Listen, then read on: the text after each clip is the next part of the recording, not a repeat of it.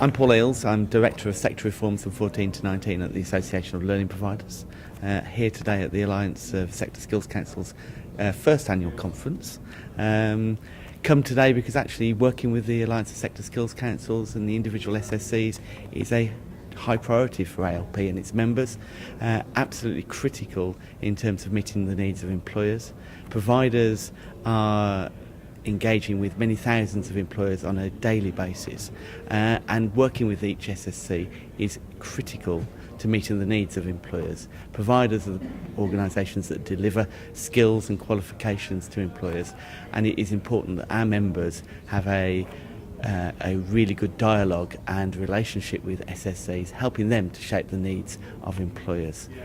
So we've come today to actually hear what they've got to say, hear what the SSCs are working on, and to understand further and strengthen the relationship between providers and employers.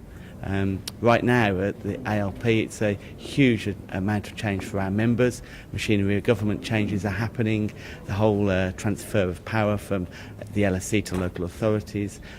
Critical in that is a 16 to 18-year-old provision for both apprenticeships, entry to employment, foundation learning, and our engagement with SSCs on those agendas, particularly at a time with qualification reform and the QCF is critically important, and I'm hoping to strengthen our relationship between ALP and its members and the Alliance and its members of SSCs.